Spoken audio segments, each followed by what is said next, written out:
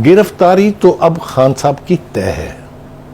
अच्छा, ये सिर्फ ये कोर कमांडर के मीटिंग और फैसले के बाद तो जब होगी सो होगी। अब तक जो कुछ हो चुका है 9 मई से लेके और पिछले 3-4 दिनों में, उसमें एक से ज्यादा वजूहात की बिना के ऊपर उनकी गिरफ्तारी होगी। क्योंकि जो कोर कमांडर का घर जलाया गया, जो जीएचक्यू के ऊपर हमला हुआ, जो मियां वाली की एयरबेस में दाखिल होकर जहाज जलाया, जो हमारे आइकॉनिक लोग थे जिनमें कर्नल शेर खान जैसे का मुजस्समा जो है तोड़ा, उसकी तस्वीर को फाड़ा, उसके ऊपर जूतियां बरसाई, इन सब कुछ के उकसाने वाला कोई तो पीछे है ना। अभी तो ये लीड भी उनके घर तक पहुंचेगी और बिल्कुल पहुंचेगी। तो ये कहना कि अब उनकी गिरफ्तारी नहीं होगी, ये तो मेरे ख्याल से बिल्कुल हवन्नकों वाली बात है, बेमानी बात है। गिरफ्तारी तो होगी, लेकिन मैंने जैसा कहा कि एक मुकदमे में नहीं होगी। आपने देखा कि इस वक्त तक इन गिरफ्तारियों का या जो क्रैकडाउन हुआ है उसका नतीजा क्या निकला है। एक तो ये कि इस्लामाबाद हाई कोर्ट से लेके और अब तक उन्होंने डिसोन कर दिया कि तो हमारे लोग ही नहीं थे। मेरे ख्याल से डूब मरना चाहिए उन तमाम वर्कर्स को और उन तमाम पीटीआई के लीडरांस को जिसको एक सेकंड नहीं लगाया मसूफ ने डिसोन करते हुए। जब वो ये कहते हैं कि हमारे लोग नहीं थे, तो उसका मतलब ये कि जितने दहशतगर्द थे, जितने लोग थे, ये सब दहशतगर्द हैं। यही कहा ना उन्होंने। जब आप ये कहते हैं कि मेरे थे नहीं है वो, तो फिर कोर कमांडर के घर को आग लगाने वाला कौन है? बोलते रहे ना। तो ये अपनी तरफ से उन्होंने खुद ऐलान कर दिया कि भाई ये जिन्होंने भी ये कार्रवाई की है सारे दहशतगर्द थे। और आप देखें अजीबोगरीब किस्म की बातें सामने आ रही हैं। कुछ बातें तो ये सामने आ रही कि 70 के करीब उसमें गैर मुल्की लोग थे जिनकी गिरफ्तारी अभी अमल में आनी है। आप समझ रही हैं मेरी बात के नहीं? और 4000 के करीब लोग पकड़े गए हैं एविडेंस की बुनियाद पे। उनमें एक गिरफ्तारी ऐसी नहीं है जिसको आप जस्टिफाई नहीं कर सकते। तस्वीरें अखबारों में छप चुकी हैं, वीडियो मौजूद हैं उनकी, जियो फाइनेंसिंग करके उनके घरों के पते लगाए गए हैं, उनको घरों से उठाया गया है। तो ये पहली दफा है कि हुकूमत ने और अब तो फौज ने भी जेन्युइन क्रैकडाउन का फैसला किया है। और इसके नतीजे में जो कुछ भी लोगों के साथ होगा, दोबारा हमारी जनरेशन में कोई ये जुर्रत करने नहीं जा रहा है। ये मैं आपको वसूख से कह सकता हूँ।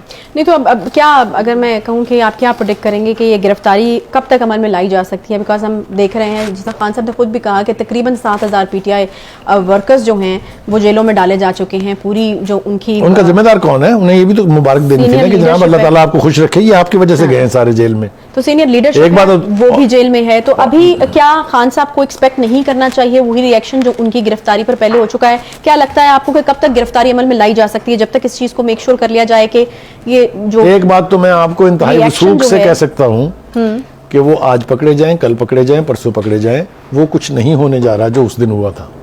अच्छा, right it down, this is what Salim Bukhari is saying with absolute authority.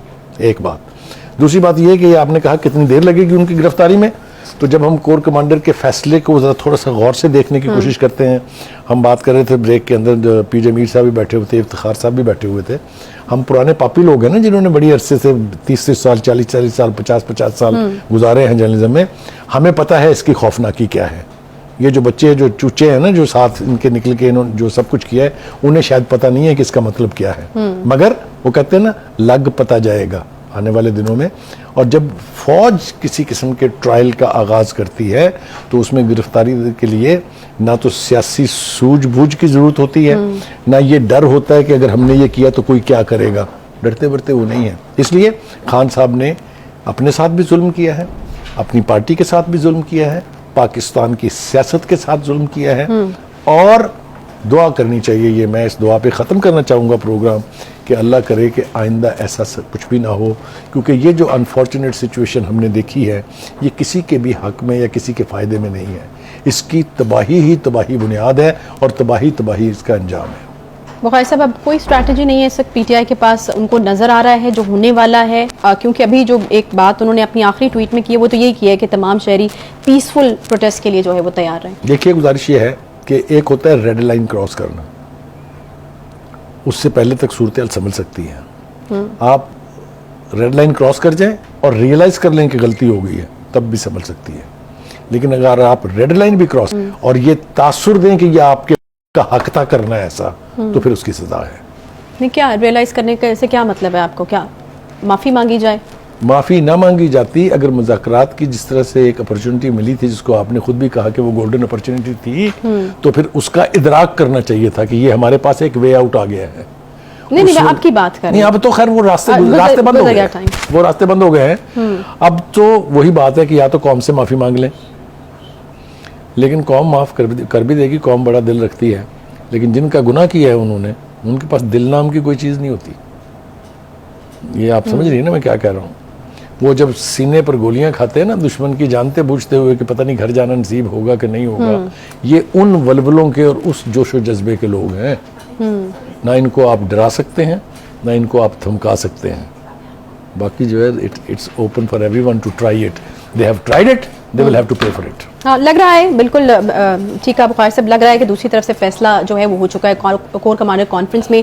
जो हम फैसले सामने आए वो इस चीज़ का एक सबूत है। दूसरी तरफ से हमने देखा था कि खान साहब जब इस्लामाबाद हाई कोर्ट से निकले थे तो कुछ इशारे उन्होंने देने की कोशिश की थी। अब उनका क्या मतलब था, किस हद तक वो सीरियस थे, क्या कहना चाह रहे थे कि जो है वो कुछ भी नहीं करेंगे अगर वो इक़्तिदार में आते हैं, इस तरह के कुछ इशारे। टाइम क्या वाकई गुजर चुका है इन सारी बातों का, इन चीज़ों का, लेकिन अफसोस इस बात का है कि ऑब्वियसली जितना नुकसान अब तक हो चुका है वो भी पाकिस्तान का ही हुआ है और आगे जो हो रहा है वो भी पाकिस्तान का ही हो रहा है। तो यकीनन वो सैनिटी प्रिवेल वाली हम बात कहते हैं कि सैनिटी को प्रिवेल करना चाहिए और चीज़ें जो हैं वो आगे चलने चाहिए। बड़े अहम फैसले, बड़े अहम दिन, खबरें जो हैं वो बड़ी बड़ी आ रही हैं। अल्लाह खैर करे पाकिस्तान के लिए जो है अब वो बेहतरीन सूरत हाल जो है वो पैदा करे। देखिए, पहली बात तो यह है कि खान साहब ने पहली दफ़ा ढंग की बात की है कि उनको पता था कि मेरे खिलाफ बगावत का मुकदमा बनने वाला है और मैं 10-12 साल के लिए अंदर चला जाऊंगा। ये बात तो दुरुस्त साबित होगी। कोर कमांडर की जो मीटिंग हुई उसमें जो नतीजा निकला है, सज़ा ज़रा उन्होंने अपनी कम थोड़ी सी तजवीज़ की है, क्योंकि उसके तहत अगर मुकदमा होता है तो उसके 2 ही सज़ाएँ हैं, या डेथ सेंटेंस है और या उम्र कैद है। हम ये कतन ख्वाहिश नहीं कर रहे कि उनको कोई भी वो सज़ा हो, ये तो सारा दारोमदार मुकदमे के चलने पर है। जो दूसरा उन्होंने बुशरा बेगम की बेतौकीरी की बात की है, मेरे ख्याल से खान साहब को इसके ऊपर बहुत शर्मिंदा होना चाहिए। उन्हें ये बात नहीं कहनी चाहिए। क्या बेतौकीरी उस वक्त नहीं हुई थी जब किसी की बहन को आप अस्पताल के ICU से उठा के ले गए थे चांद रात को?